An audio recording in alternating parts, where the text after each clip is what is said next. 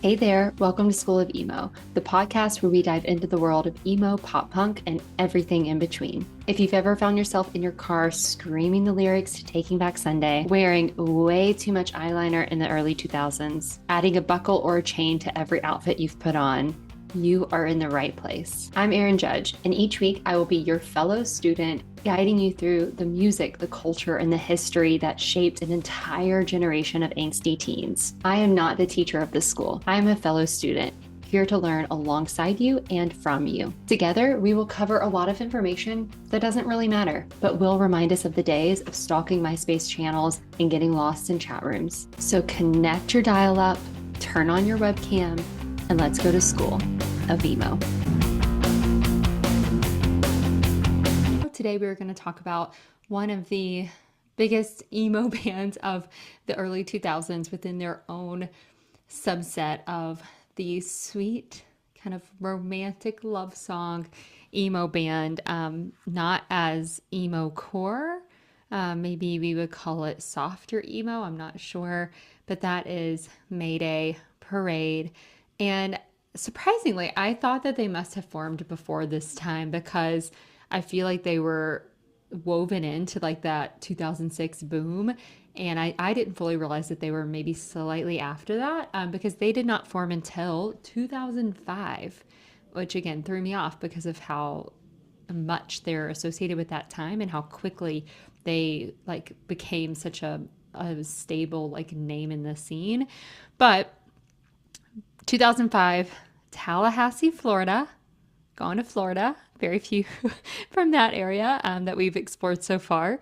And we had two local bands combining through different members. So Kid Named Chicago and Defining Moment, they came together, giving us the original lineup of Derek Sanders on vocals and piano, Jason Lancaster on vocals and guitar, Alex Garcia on drums, Brooks Betts on guitar, and Jeremy Lenzo on bass. From the start, they really showcased something different with their two vocalists. You know, we've seen other bands who have had dual vocals. Usually it's going to be those with like the screaming versus like the prettier vocals versus like truly two vocals, or those who over time got into dual vocals because of changing frontmen that then come back together. So this felt different with two vocalists, two primary songwriters, two different emotional perspectives, sometimes colliding, sometimes complementing one another.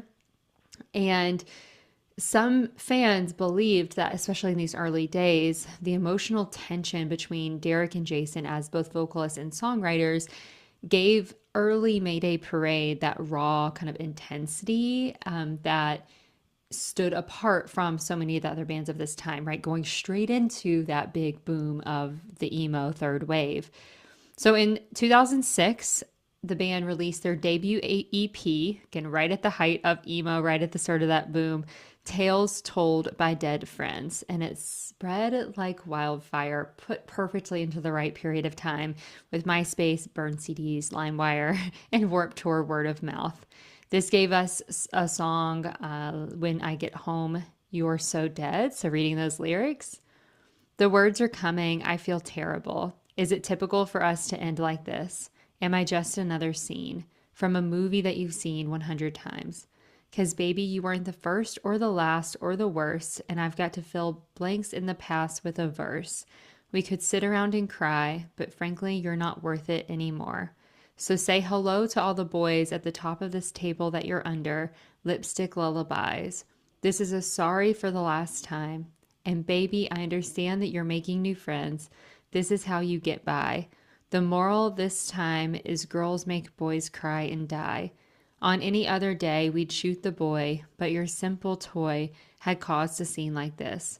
Leave him hanging on the walls, just a picture in the hall like a 100 more. Consider this as a gift as you taste him on your lips, and he's making you scream with his hands on your hips. I hope he's leaving you empty, baby. This is just a fix. For such a simple little whore, so say hello to all the boys at the top of this table that you're under, lipstick lullabies. This is a sorry for the last time. And baby, I understand that you're making new friends. This is how you get by. The moral this time is girls make boys cry and die. And your name remains the same. All that has changed is this pretty face. So pull the trigger. It never gets closer. You want to start over. Never start over. Pull the trigger. It never gets closer. You want to start over, but never start over. Other songs on this album include like Just Say You're Not Into It. And these were emotional gut punches. They were dramatic, they were melodic, they were specific to emotions and experiences that many teens were experiencing at that time. So, again, perfectly placed within the Warped Tour MySpace era of emo in that third wave. This earned them a deal with Fearless Records and set the stage for what would become one of the most iconic debut albums in emo history. 2007, the release of A Lesson in Romantics. This was a defining moment for the scene and has stuck within the scene. Tracks like Jamie All Over, I'd Hate to Be You When People Find Out What This Song Is About, and of course, Miserable at Best became staples of emo playlists for over a decade and even now beyond. A quote from Jason Lancaster in a later interview looking back on this album. He said, "That record came from a very real place. There were a lot of emotions involved, not all of them healthy." Which is interesting, kind of showcasing maybe some tensions that were continuing to grow in his presence in the band. So before we get to that, Miserable at Best lyrics. Katie, don't cry, I know. You're trying your hardest, and the hardest part is letting go of the nights we shared.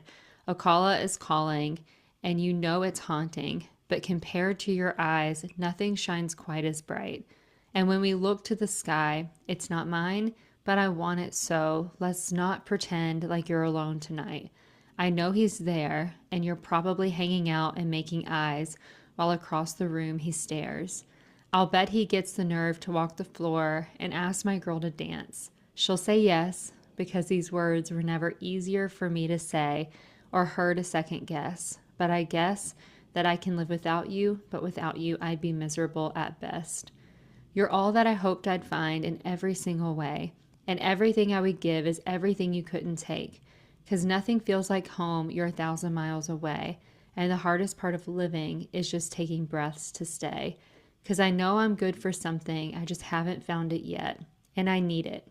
So let's not pretend like you're alone tonight. I know he's there, and you're probably hanging out and making eyes, while across the room he stares. I'll bet he gets the nerve to walk the floor and ask my girl to dance. She'll say yes, because these words were never easier for me to say or her to second guess. But I guess that I can live without you, but without you, I'll be miserable at best. And this will be the first time in a week that I'll talk to you and I can't speak. It's been 3 whole days since I've had sleep, 'cause I dream of his lips on your cheek. And I got the point that I should leave you alone, but we both know I'm not that strong. And I'll miss the lips that made me fly. So let's not pretend like you're alone tonight."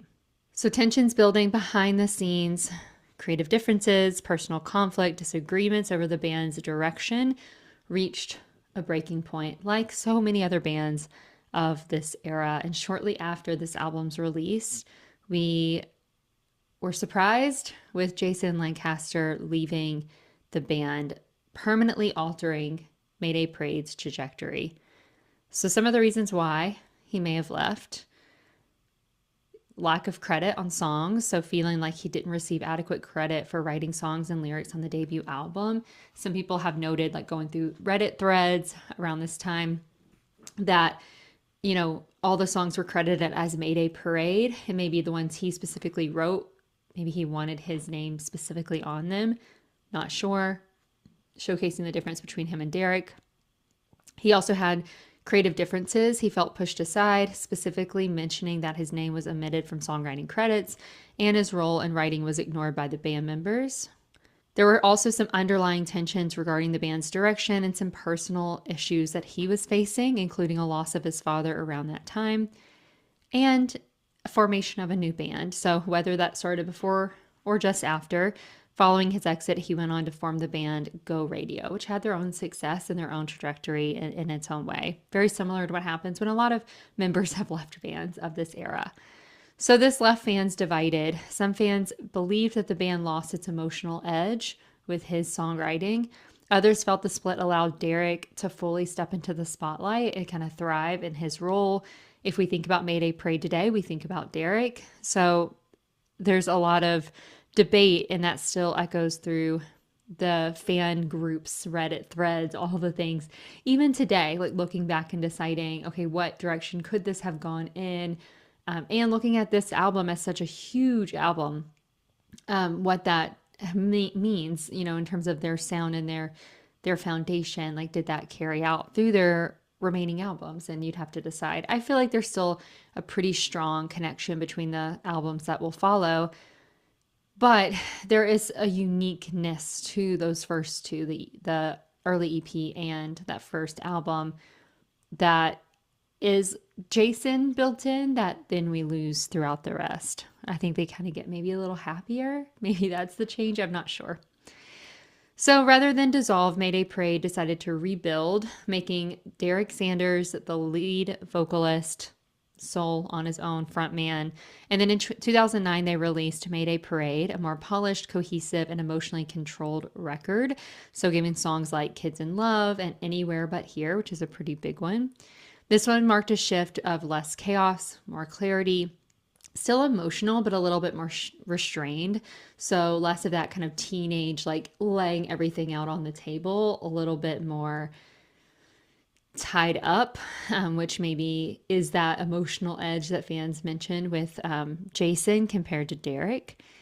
And it felt like with the, like for fans, it felt like a breakup. So it was like you went through a breakup with what earlier Mayday Parade was, and then entered a new relationship with kind of a new identity for the band.